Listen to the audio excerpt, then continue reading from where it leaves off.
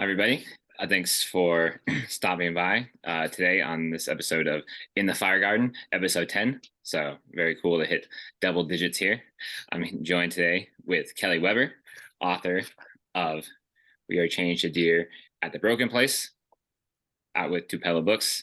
So, about Kelly. Kelly Weber, she is the author of We Are Changed to Deer at the Broken Place, which came out with Tupelo last year in 2022.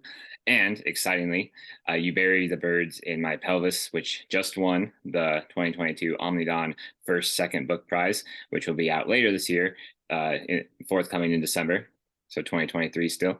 She is a reviews editor for Seneca Review. Their work has appeared or is forthcoming in Best American Poetry, Author Spotlight, Hayden's Review, Southeast Review, Salamander, The Journal, Passages North, Foglifter, and many other places. She holds an MFA from Colorado State University and lives with two rescue cats. You can find them on Instagram and Twitter at Kelly Weber Poet, which I'll link in the description to make it easier. And then you can purchase We Are Changed to Deer at the Broken Place on the Tupelo website, which I will also link in the description as well to make it easy to find. So, Kelly, thank you for joining me. Thank you for having me. I really love being here. How are you doing today? I'm good. How about yourself? Good. So I had another Tupelo author, Noah, on here. So it's very cool to get like multiple authors from the same press every now and then. So about Tupelo, what was that like? How did this book come about? What was it like working with them? How do they help you kind of bring it from manuscript to book? Yeah, Tupelo was wonderful. I'm sorry, I keep saying it wrong. So that's all right. They're such a beautiful press, I think, and I love independent presses, and I really love just the aesthetic and the spirit of the books that they publish. And so it was just a real treat to have them pick this book up for publication because it felt like such a nice aesthetic fit. And so I was so glad when that ended up working out so nicely and that it did kind of come together.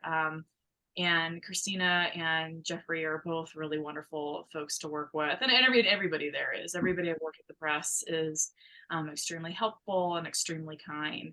And so it was so interesting also learning more of the behind the scenes of the book because I think, especially in my experience going through an MFA, there's a lot of talk about writing the book and finalizing it, and then the publication process and the marketing process is kind of this whole separate piece that can feel a little mysterious in some ways. So once the press picked up the book, at that point, we started to look at getting the poems, the remaining poems that hadn't been picked up, published elsewhere to try to get those picked up in some journals. And then I'd say maybe 4 to 6 months post publication, they reached out with an author questionnaire was my first kind of exposure to that process. And for anybody who hasn't done one of those, kind of a long question sheet of ways you can start to think about essentially our audience demographics, marketing, that kind of thing. And so once Tupelo got involved, the focus really shifted into how does this become a book in people's hands, within reach of people, instead of just kind of the PDF that it had kind of grown as incubating on my hard drive. And so after we got the questionnaire completed, then at some point further down the process, maybe 6 months before publication, we started to really kind of lock in the final design choices, things that make it look like an actual tangible book. Tupelo has that beautiful statement, I believe, in kind of the front pages of every book about they want books that are beautiful to read and beautiful to hold, or lovely to hold. And, I think their team really put together a thing that is such a nice aesthetic object. I think that's the biggest experience I've had in it going from, again, this kind of like file where I'm thinking about the words and some arrangement on the page to it becoming a really three-dimensional object that people can hold and pick up and, put on and off the shelf. And so we made decisions around how do we want to handle the font. And so I think they kind of built off of the font I'd already selected for the book, and um, introduced some really great font choices for some of the headings in the book and the titles, which I really loved. And then I found the cover art for the book maybe in April of last year and kind of pitched it over to the team and said, if the artist is open to this, I think this would be a really great selection for the cover. They really liked it. The artist agreed. That is Bear Kirkpatrick. I love that piece of art. I think it's gorgeous. And I'm so glad it ended up working out so well for the cover. And so then around July of last year, I think we started having more emails back and forth around the formatting, the layout, what's the cover going to look like, the front matter, the back matter, making sure everything looks, correct and proofing and that sort of thing, including fitting what is obviously a very long title in an aesthetically pleasing way on the cover, which it's a challenge to do. And they pulled it off so beautifully, and I love how that turned out. And so I think that was one of the aspects of the process I loved the most, was how do all of the aesthetics of a book come together to make it a book? Because by that point, the writing itself was locked in. They asked me for any kind of final proofs or revisions that I had, and so I kind of went through and made any kind of final changes that I wanted and submitted those. And then from there, it's really, how do we make this an aesthetic piece that people can hold and have on their shelf and carry with them? And I know some folks have reached out to say that they've packed this to go with them on trips or carried it with them, and I that's just such a nice thing. I like it being a thing that people can hold and hopefully enjoy and take pleasure in. And so Tupelo just did that so beautifully throughout the process. Yeah, that is a lot of behind the scenes. Like, we're working very closely with you, which, like you said, independent presses, I feel like, really let authors have more of a say in that kind of stuff. Maybe poetry, in particular, as opposed to maybe even more fiction. But I imagine fictions in more independent presses do too. But certainly that's different than like the big five publishers and stuff, where I would imagine there's not a lot of it's not it's things are pretty set maybe behind the scenes, or it's a fine-tuned machine, we'll say. Yeah. But about yours, so the writing was set. They didn't were there, like, I'll say, like, manuscript changes after they picked up, like changing any poems around, adding stuff, or it was good to, or it was pretty much good to go from the manuscript you sent them. Yeah, it pretty much, it was, the writing was already on lock. After they picked it up, they didn't request any changes from it. All they requested is that if I had any final changes, I would submit those. And I went through and I made like line edit stuff. I think, and I know some authors so beautifully will sometimes go back and, determine like I need to add one more poem or maybe need to tweak the order. I think by the time Tupelo had picked up the book and by the time it was coming around to kind of make those final decisions, it's interesting as an artist in that you're always growing, kind of exploring different things as an artist. And I like, obviously, wanting this to be a piece that stands, and also acknowledging that a book is always going to be an archive of where you were at when you were writing it, and really honoring that as an archive in many ways. So, like, this is a way I was thinking about poems through this particular book. Every book is, I think, for me, a new way of thinking about poems, and this is one way I have thought about poems. And so I really kept the decision to not add anything else to it or change it around, and they didn't request anything else. And so it's just kind of this object that grew out of its particular writing period, and of course underwent lots of revisions and lots of excellent feedback from folks to become what it is. And so, but there weren't really any revisions substantively behind the scenes once it entered kind of the publication pipeline. And I love the title, because the title, "We Are Changed the Deer of the Broken Place," really gets. I feel like it's an excellent title for the work, because it definitely conveys the epicness of it, the epic illusion that you're after, working with kind of mythologies, subverting them, kind of breaking them, rupturing them, or disrupting them is the word used on the back, that I think fits very aptly for disrupting kind of traditions and systems. But so because you definitely use these things, but then use them in a way that is sometimes even against the tradition they're in.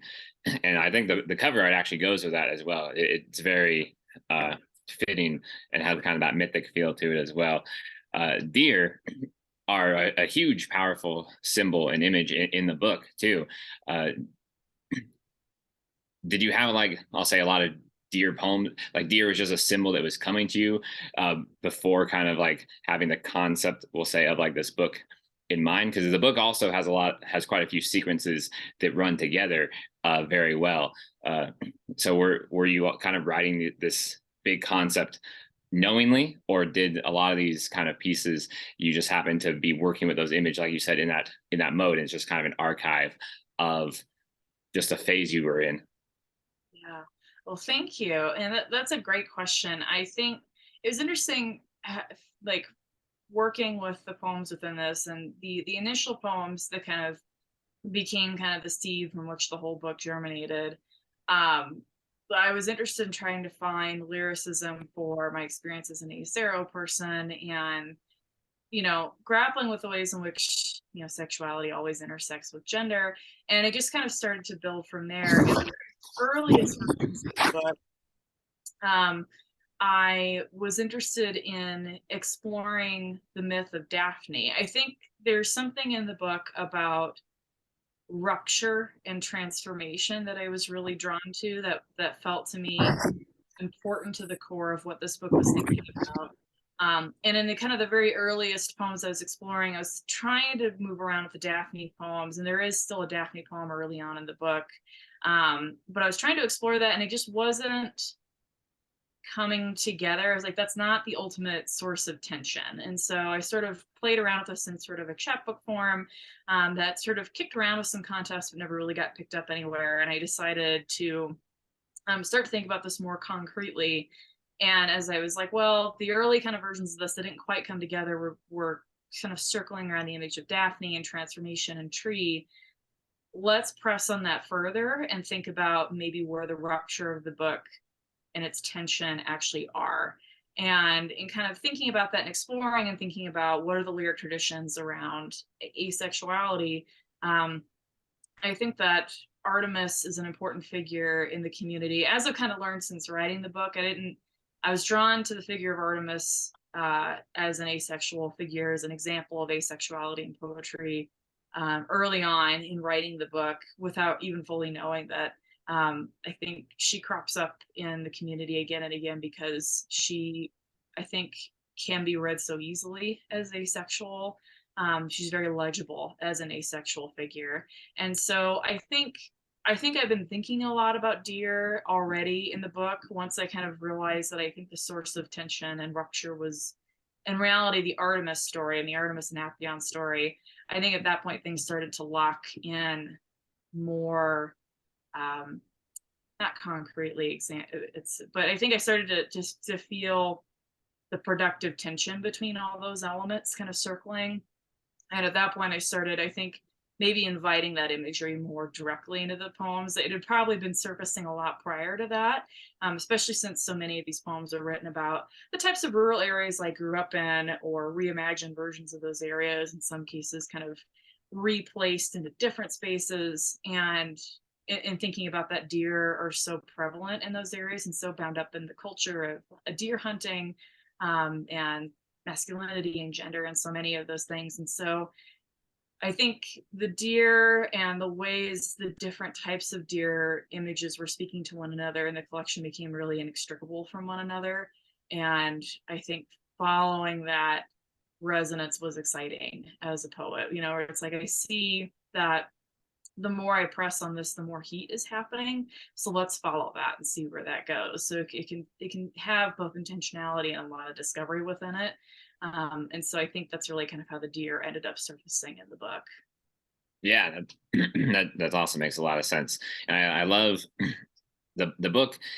One of its major disruptions of just what we think of poetry at all is the crux you're getting at there, which is the asexuality, and exploring that and trying to bring that kind of, we'll say, alienated community, or people who maybe are just isolated, not even a part of a community, but just feel isolated in their experience of that, into the world, because poetry is thought of as so sensual and so romantic, and is very much tied to desire and all these things. And here you are writing this book that still very much explores those things, but in a very unique way, disruptive of, like I said, what people think of as poetry.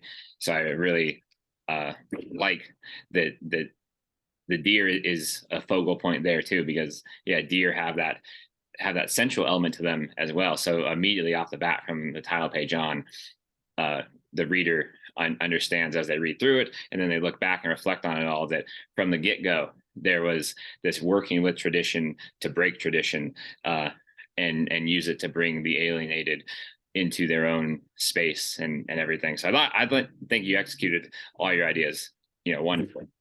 Oh, thank you. I really appreciate it.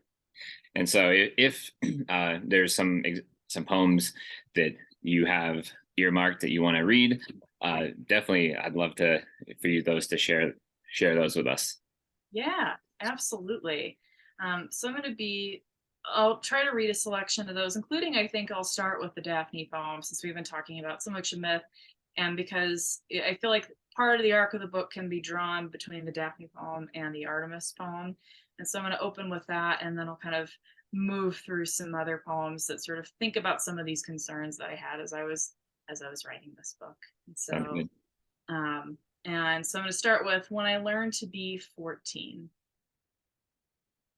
The first time I didn't want to dance with him, but I did anyway, linked arms around his sweaty neck, passing as best I could. The song ossified and broke on the coda. You love him, the dancer said. No, I wanted to say, but rings filled my mouth. His mother saying, you'd be so good for him. I was shaking my head. I want to be a huntress. He unfastened my pelvis and called it Honey Lovely, cradled it gently beneath him. So I grew an aspen out of each hole, one single twin organism beating its clone pluraled parts. Everyone said she's young. He leaned to my mouth, so I hardened my spit to fuck you. Everyone said bitch. I ran. Each time I stopped, a man wanting to be something better clung to my body, thrust in and arched back until he split right through his skin, left his carapace dangling while he buried the song he grew in me below ground. I tried to be girl again each time, soften husk, but I had to snap a root, bleed a little more, peel bark from phalanges, leave a tongue in silence and spittle. Take the bow that would have hunted, try to make a sternum of it, tensile enough not to break. The story repeats. All those tree girls learned to be of rib, of run, of gaze, of gone, of pursuit, of shatter, spiled in a crowd where everyone could see. He had a swan's tender neck. He earned it. He shed his bull body to become a boy for me, everyone said. He was golden, showers of rain in mouth, soft enough to be owed something. One gave birth in sweet, sticky sap, blood gold welling from her bulging side after hours, to a baby that, shame, we said, cried only branches from its mouth. We've tried to still ourselves invisible, small light, zeroed on the mirror, our breath, drawn words in it. Men want our lips, gasp widened on glass, and wreathe us round their heads, tether us to 14 here, making us the hunter's crown we'd have worn. Self-named gods, they swagger, see ass, hear ace, know they can correct that, want girls on the cusp of beg and green, light locked so deep, only they can harvest and haul it up.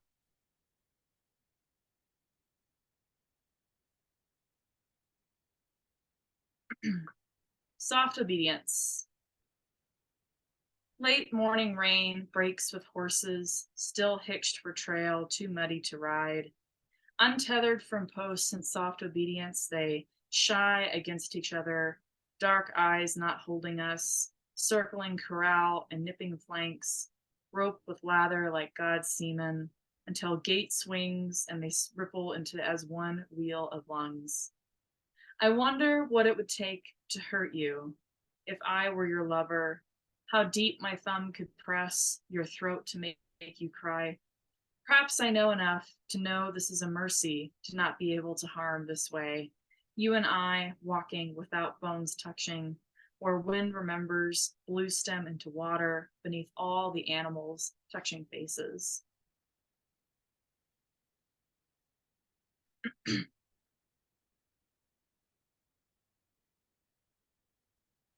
Airway Skrull levied. It's page 29. You stand over me, water running from your antlers and breasts. I offer you my belly, the prairie rattler boiled in my uterus, drop seed, blue grandma, and little blue stem locked tight in its mouth against extinction. You cloud a morning out of this place, born smooth as any grave. It's okay to weep in front of people. I tell myself, even the rock you gave me from the Colorado for my birthday was granite open and hammered with clavicle, limestone, truck bed, and gut shot. Once I rocked shut to any soft word. A crib by the side of the highway of ribs slatted to wind. All my life I've been running from that treeless cold, yoked to plains and a winter woman's refusal to cry, to fold into threaded scrap of tire shrapnel. I sucked a dead quail's feathers in my mouth. What I shed gladly. Touch my shoulders, and I'll release all my grief at once. The way slabs of ice migrate under cords of stars over roads after prairie floods. You lean over me and weep, afraid of what we are. I tell you we are those animals driven desperate by hunger to cross a river too full to contain all this sky.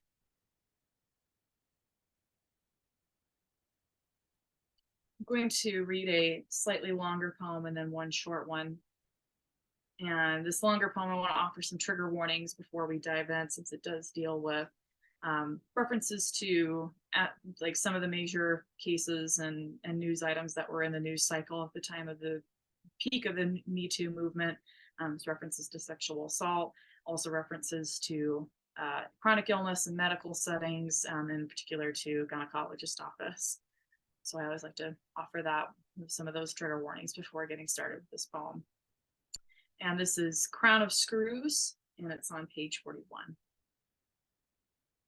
With her hands between my legs, she asks if I want to keep going. On her shoulder, a blue hawk plunges cobalt nickel and beryllium ink into the little card of faces this nurse handed me to ask, how often have you been feeling this way? This clear loop of face crying. I pointed to my face. Why are you sad? She asked. I can't stop all this salt pouring out of my skull. Can't stop double breathing the circle of uterus dancing above my head. The poster of menstrual cycle, egg sliding down tube to land. How long does it take to make skin permanent? How long does it hold memory of hands pressing a needle across town? A crowd of grandmothers hold signs protesting a judge. What is indelible in the tough gray matter of the brain? Do you use birth control? She's asking. No, I'm ace arrow. My Crohn's medicine is failing, or I'm just dying these days. Bear down, she says. It will hurt less. I weep into her blue gloved wings. Bear down, air.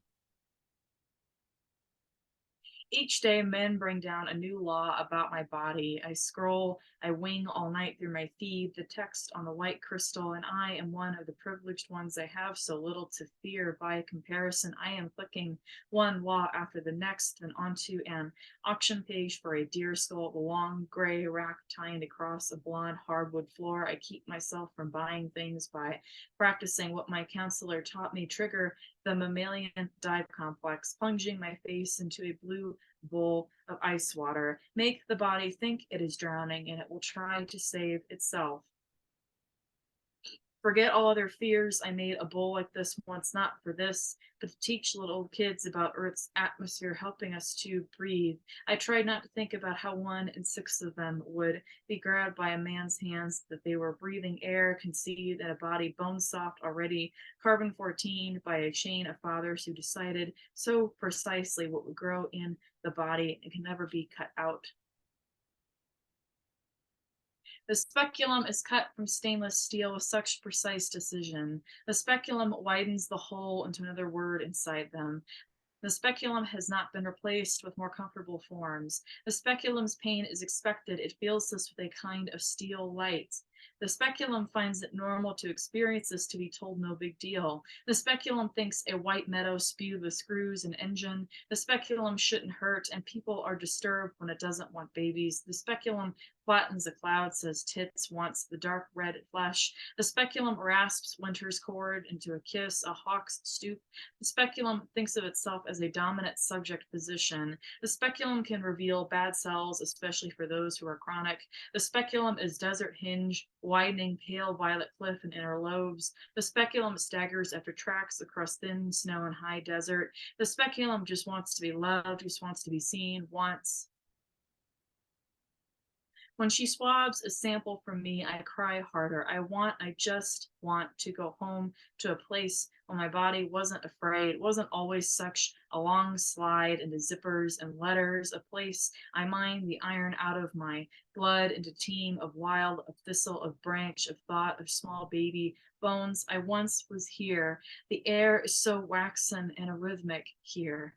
I want to slide under the hands of a virgin's cold blood skeleton, headlights to cast my shadows across a road staggered with roadkill, chambers nested into mouths gone exquisite with broken bottles. Every girl cries when she comes here, she is saying between the stirrups of a pale horse that bears a headless angel on its back, wings hollow.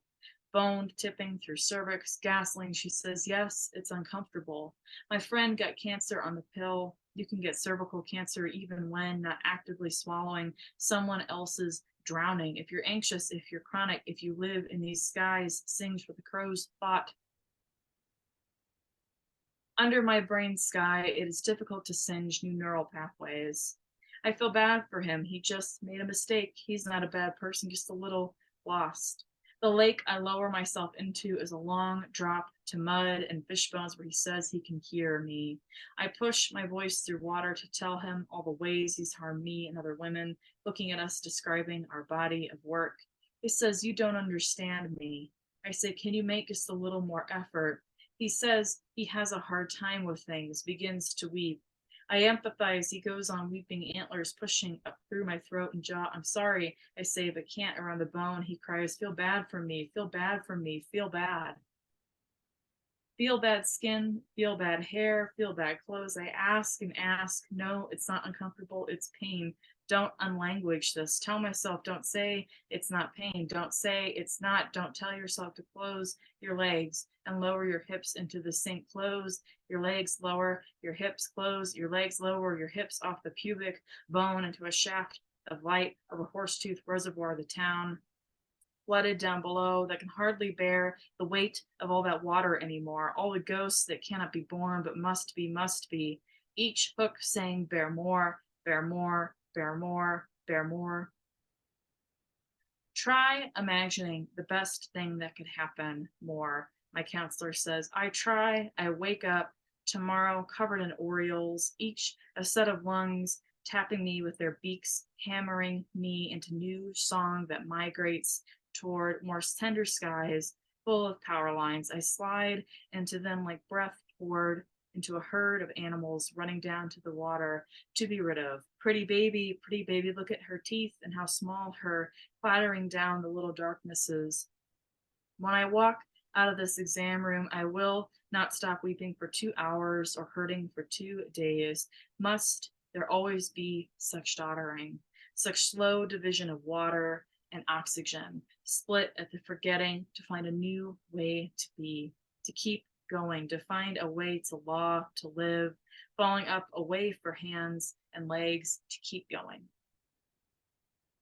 And I'm going to close with just one more poem right on the page next to it. Devil's Rope, Testament's Winter. I met the deer at their trespass. I crossed the boundary into the field. I hungered that bare gold, kneeling for any gun to shoot me for what I thieved in the raw air of the raised corn. Breath, a tether binding me to that cold sky gone to star, caught by everything that's sharpened against my ribs. Men's hands calling me their cunt, forgiveness for my shivering skin, wanting their praise. Mouths of the dogs I nursed at breasts of self-hatred and silence to hunt down others like me. I came here to be broken in dawn and its thicket, but not beneath the knife of a father to trade for a boy's tremble. I know how to sever any angel from its vow, make myself clean with the unyielding pulse of my carotid, light jetting from the harvest in the 4 rooms of my chest. I came to be undone at the word just downwind of slaughter. The cut stalks I stole, truth, fire cleft at the base of lightning's reaping, trying to carry in my fists back across the blood morning fire. And I will save the Actaeon poem for when we close today. Awesome. Thank you. That was marvelous. And actually, I love that you read these two things in particular, because I think they make a wonderful contrast to talk about When I Learned to Be 14, and then your Crown of Screws, which I think is a major poem in the book, and not even just content wise, but stylistically. I think it has an entire gamut of your aesthetic in this book stylistically. So I think it's so interesting, because I have some notes here about that. You have a number of prose poems in here that are excellent and all very different from each other, and how they're set up. They're very rich language wise, of course, and image wise, but just their layout is different. You utilize lots of different ways for a prose poem to look and be, which is so interesting. And really, kind of gets and the prose poem is sort of a contentious beast right now among people who are like, is it a poem, is it not? And already on top of that horrible question of like, what's a poem anyway? So now you're adding a new element to what is something. And your book deals so much with categories and trying to shuck containers off of things that are truly limiting everything. But then prose poems are now being fought with, like, is it flash, is it a prose poem, whatever. So I love that you just go dive headfirst into, I have a bunch of these prose poems, they're poems, and they're all going to look completely different from each other as well. Like When I Learned to Be 14, it's long, but we can see it's all the lines are the same, and the two stanzas are very evenly split, whereas in our Crown, which I was lost. I was 29. Whoops, sorry. It's this way. Sorry, what page was Crown again? I just lost. Oh, there, 41. Yeah. So it starts off with, but I don't know if people can see, but it's a prose poem, but no punctuation. It has the slashes, the backslashes in it, and all that. So I wanted to ask you about your approach to that style poem.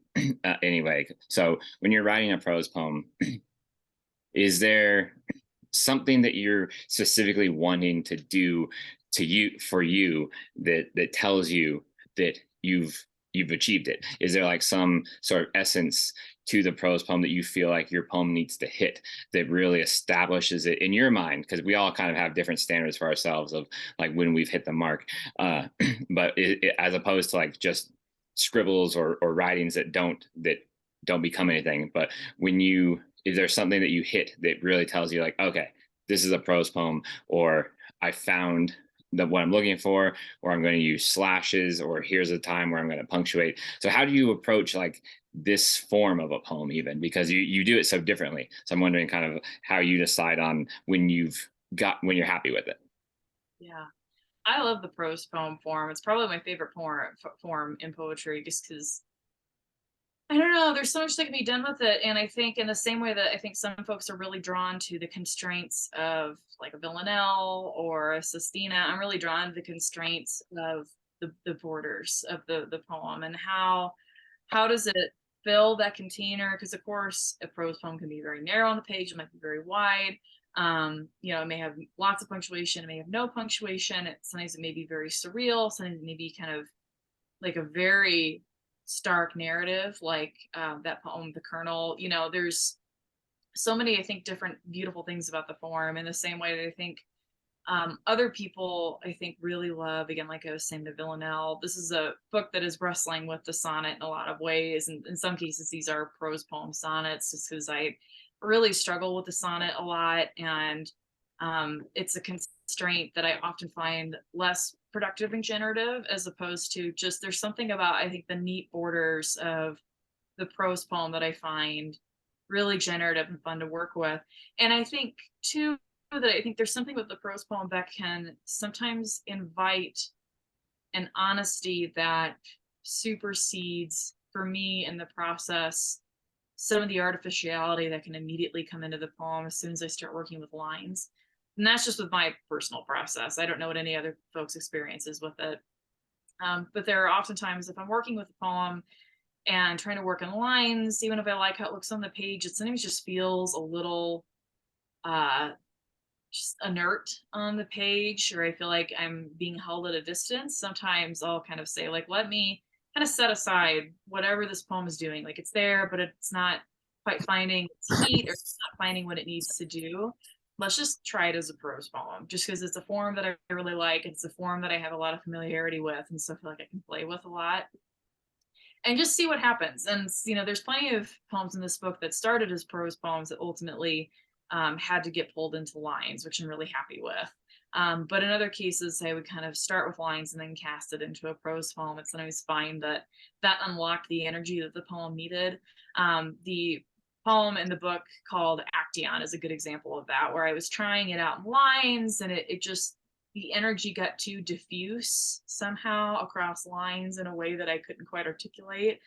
And then once I kind of just tried it as a prose poem, for some reason it just kind of locked into place whatever it needed. So I think a lot of it is just experimenting and trying things out and operating as much on instinct as it is familiarity with forms and traditions of them.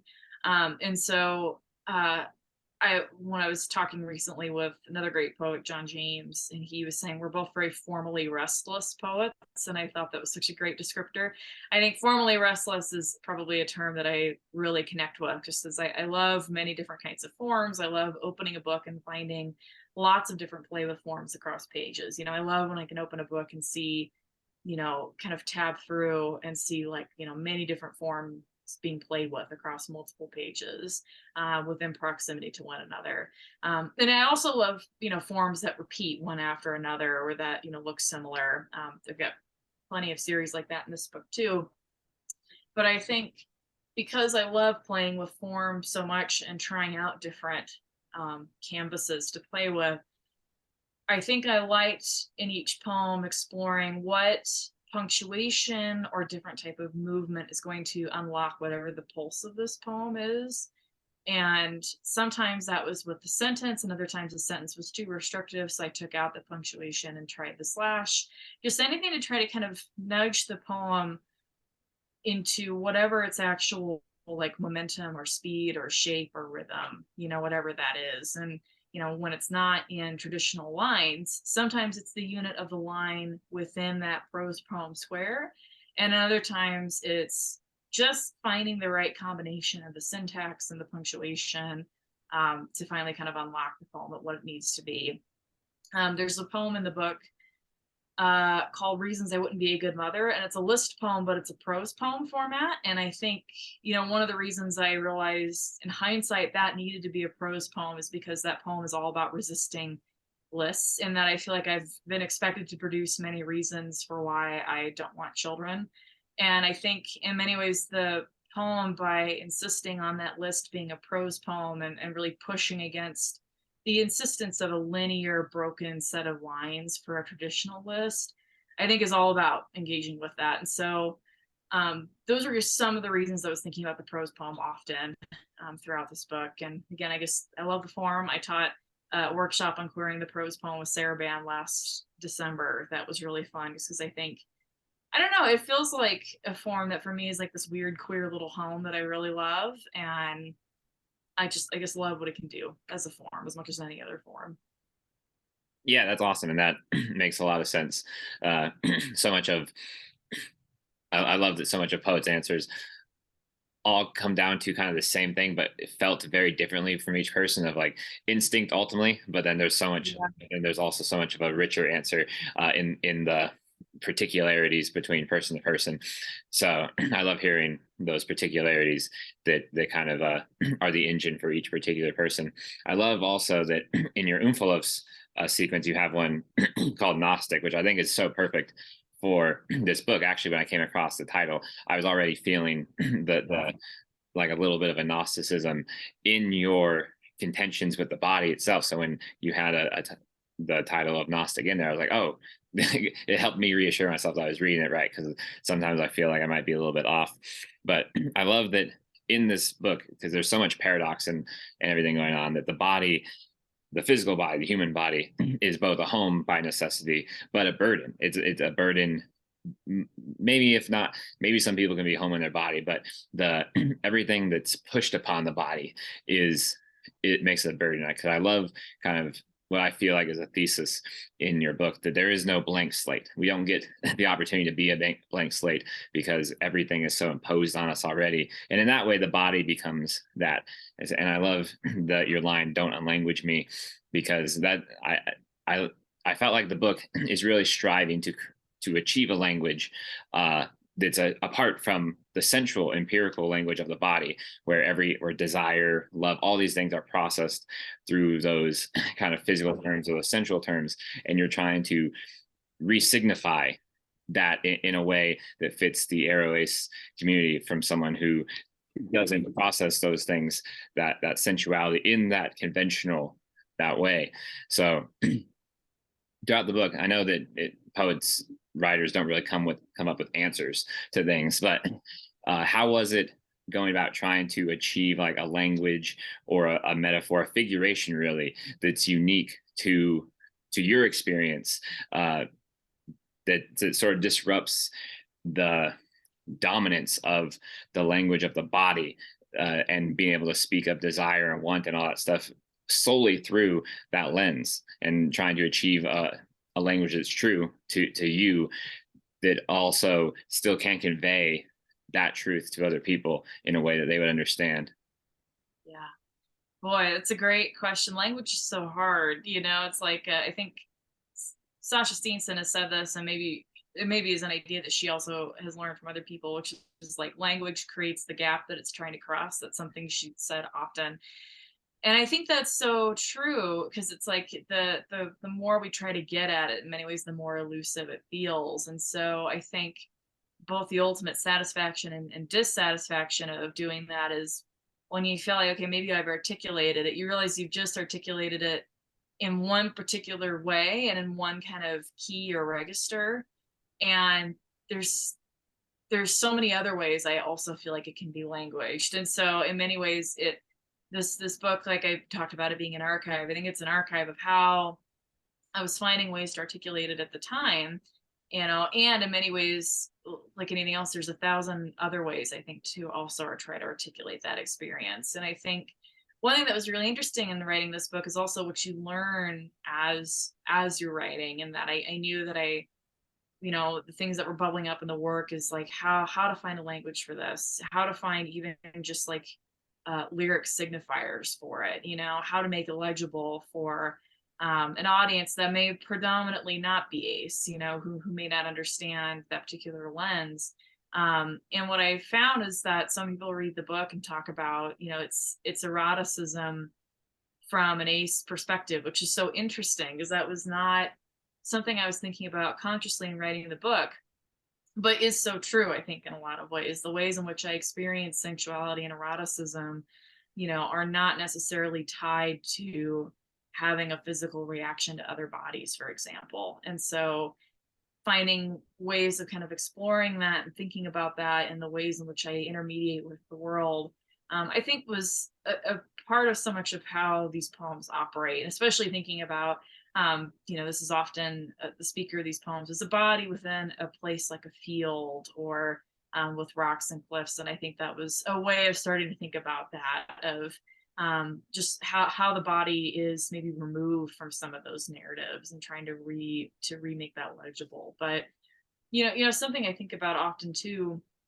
and that I've talked about with other queer writers, is how hard it is to live the queer experience without queer vocabulary for a lot of years. I grew up in areas that were very queer phobic, and that certainly did not provide language around really any type of like sex positivity, or even just for folks who were hetero, it was all very abstinence only, and there was zero talk around queerness and queer experience. So there just was no space to even have a language for asexuality. Like, obviously I was ace and living that experience, and, kind of the odd person out in my immediate friend circle, who I think initially found it very strange when I just didn't have the same interests in other people that they did, romantically and sexually.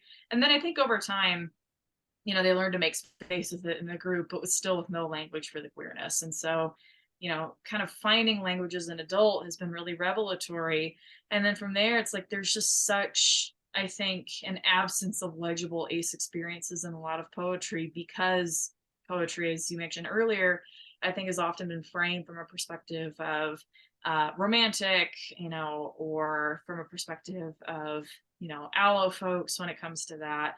And so trying to, explore this in a space that felt honest, but still manages to feel really lyric, I think was the generative challenge of writing the book, and trying to do that in a way that felt like discovery and not just rhetoric around, this is my experience. And I don't know, it's easy for it to kind of dip into something that's not poetry and discovery anymore. But so I really wanted to explore that, and try to find a space for that. And I think this is one, I think, outgrowth of that kind of generative inquiry process. And I think it's something that I'm still wrestling with in a lot of ways, of how to articulate that and make it legible for folks who are reading that. But yeah, I learned so much through the act of writing too, things I didn't even know that I was writing. And I think that's the beautiful thing about poetry, is that you're using it as a tool to explore the world, and then it kind of explores you right back.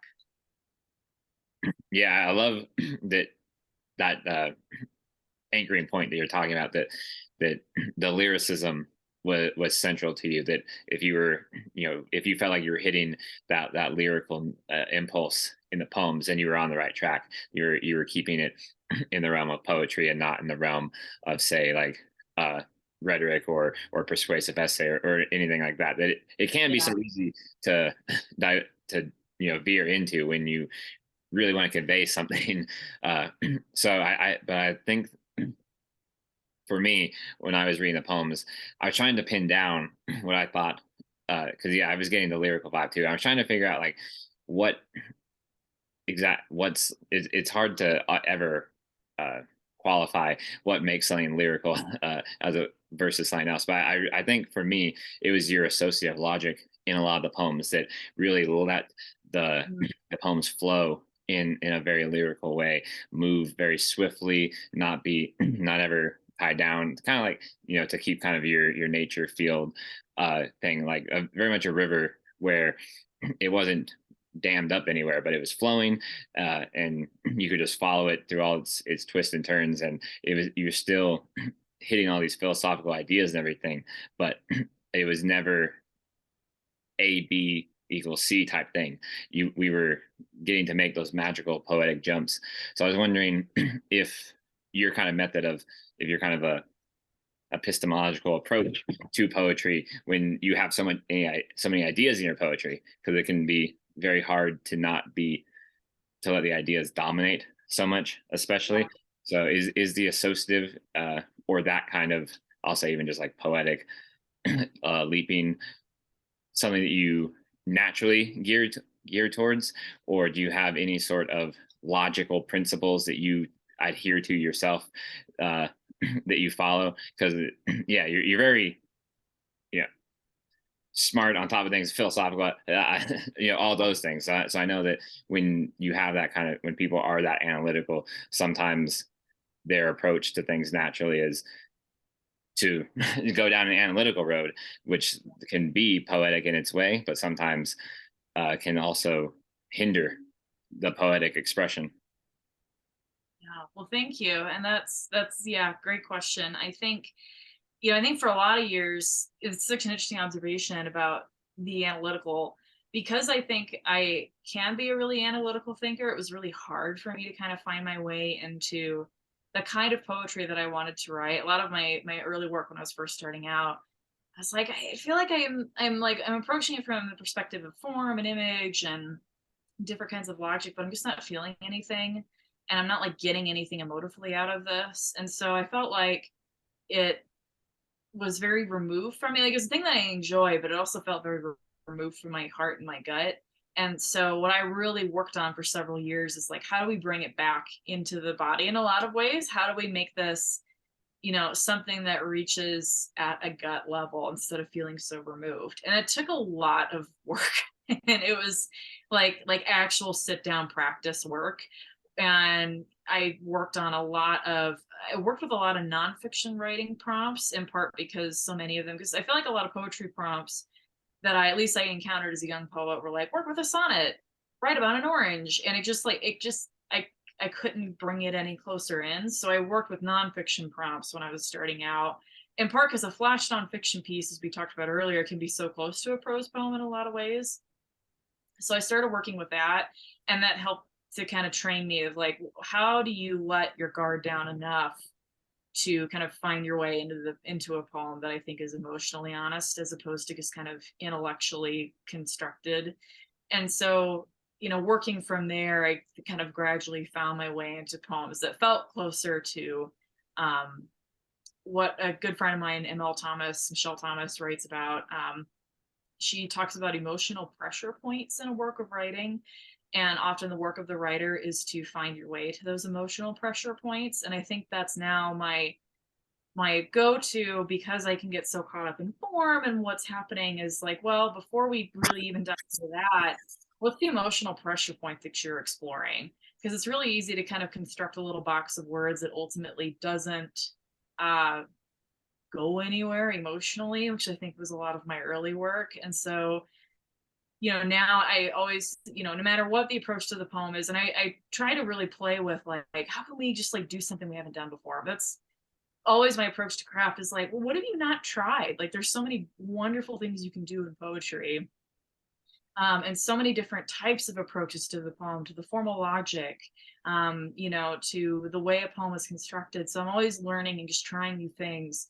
But I always come back to, like, play and play and play, and that's wonderful. And what's the emotional pressure point that you need to press on? What's the thing that, maybe you're avoiding saying in the poem? Why are you avoiding that? And so those are kind of the approaches I take to hopefully find a way into a more honest poem. And then, the form and stuff is all the kind of fun intellectual stuff. But the harder emotional stuff is what I always want to try to be ultimately getting at, and the things that I feel ultimately are a poem, that I feel like, okay, excuse me, that's a poem. I just read just the briefest snippet of apparently a podcast interview that went up today with Diane Seuss on the Poetry Foundation. Oh yeah, Um, I was reading about yeah, that. and apparently at some point the interviewer asked her like, when did you know the poem was done? And she responded, when I feel like I've told the truth, or something like that. And like, I just screenshotted that on my way home on the bus here, because I was like, that's so true. That's it. Like, not from the perspective of even form. It's, I know that the poem is a poem, even if it needs more polishing and work, when I feel like I've told the truth. And when I feel like the truth has really surprised me. My second book that's coming out, I was really asking a lot of questions around my gender, outside of the book, in a lot of ways. And I was going through a process of really starting to think critically about what my gender is. And I kept trying to push the question aside, like, you know, I don't know. I just couldn't. I was really struggling to kind of process how I felt about that, and also feeling like, don't touch that. It's kind of a scary question. And then I wrote a poem, and it just like, the poem came out, and the poem was honest about where I was at with my gender. And I was like, that's it. Like, that's the poem. That's also the truth. And like, I can't run from it when a poem is like, here it is. And I think that's what's exciting to me as an artist. Like, all the words and the wordplay and the form and the associative logic, those are all really fun. Um, but I know the poem is the poem when it has startled me with the truth, and when it's like, that's true. That's the honest thing that I think it needs to be, and it needs to exist in the world, and that I want to also be able to share with other people. That ultimately, to me, is what makes a poem, when it feels like it's a poem. If it's just a lot of words and I like it, but it's ultimately not something that really feels like this is a truth I needed to get out, or this is a truth I needed to be startled by. Those are the poems that I typically end up cutting out of the book. Yeah, and that's an amazing answer. I love that too, because it's so helpful to hear from somebody else what basically they use to define a poem for them, like of their own stuff, that separates the top stuff from stuff that's, yeah, it looks like a poem. It could even reads as a poem, but to yourself, that it doesn't meet the test. I think it's so important to you know have established some sort of standard for yourself, and it's really awesome to hear other artists talk about their own standard, because uh, I just think that's super interesting. So I love the idea of truth, and surprising you as well, that the truth being surprising, and the necessity of facing that, because you're kind of punched in the face with it once it gets there. I felt like all the poems on in this book have certainly a degree of that shock, of that kind of revelatory shock in them, where you read them, and even if it's a different uh experience than the reader, the truth is going to hit them in a different way, but they're going to be you're going to be impacted by every poem in this book in some way, whether it's the way that it hit you, which it probably won't be for every person, but you're definitely going to get hit with something, because it's so powerful on every page. So if you have a poem that you love, that you have earmarked for kind of a closing, then I'd love for you to read us out. Yeah, absolutely. And I'm gonna kind of bring us back full circle where we started with deer, and I'm going to read the poem Action, which is on page 68. You stumbled here to look at this body, your ring clinking on the neck of the bottle dangling from your right hand, your left parting snowberry at the riverbank to see the hair, the breasts, the hips hitched to blue waters circles, line of her back the bruisable sting of a cactus, areoles scrubbed with current broken silver, silt corset. You came here to bury your habits in the shore and wade to her bathing, to undo the faded sky of your jeans and lick her thighs, to taste mud's veil and gasp your name into the red nave until she was saved from a life without want. Teach her to be wanted, you to want. You were made of every man's hands, fashioned by saliva, desire, rust, power, this. I turned to see and change you into a blunt muzzled hunger, shattered into a furculum of tongues. Skin split by muscles overtaking your body, stones clattering beneath your cleaving hoofs as you outrun afternoon's gold and shuck your testicles between a different set of haunches. I make a myth of you to teach us all how to be something better. I take everything we excused you with, lust, libido, my body, and make it wordless. Each of us have carried you for a time, thought of you as our own, this God we have made inside all our bellies of each retelling, who was made to hunt, who to be hunted. With you, we have set the table for the fathers to feast an unending line. I am making a new heart, blood heavy and true behind the flushed blind of your nipples. I am trading your voice of brute godhead for a stag's clean thirst. I am setting you on a new path. The hounds that press close will not be strangers. The sky familiar with teeth. Fantastic, thank you so much. So uh, to remind us all, is there a way for the people to reach you for when they read your book and want to tell you about how awesome it is? Thank you. The best places to reach me, I am on Twitter, which feels like a particular hellscape these days, so I prefer Instagram more. But you can reach me on both at Kelly Weber Poet. That's KELLYWEBERPOET. Just at Kelly Weber Poet. As a sidebar, it always amuses me when there are some poets, it's like it's first name, last name, poet, and other It's like Sonnet Kitten something something, and it's like very obscure. And I have to go hunting for them, which I also really appreciate the folks who have like the true poet Instagram handles. So I've got just kind of a pretty plain one, but you can always reach out to me there. And also my website, I believe, is kellyanneweber.com question mark. But anyway, that's all linked in both my Twitter and Instagram handles. Awesome. And those will also be linked in the description, the Twitter, the Instagram, and the website for good measure, and the link from Tupelo to where you can buy We Are Changed to Deer at the Broken Place. And then remember, everybody, in December 2023, at the end of this year, you bury the birds in my pelvis. That'll be out with Omadon. So hopefully we can catch up when that's out and talk about how great that is. So Kelly, thank you so much for stopping by and reading and digging into your poetry with us. Yeah, thank you so much for sharing this space with me and for offering such insightful and generous questions and doing such a close reading of the book. It really is such a gift when folks do that and then spend the time to do the interview and reading process. So thank you so much for such a beautiful evening. Yeah, definitely. So thank you all for stopping by and watching this, and I will see you all next time with our next guest in the Fire Garden. See ya.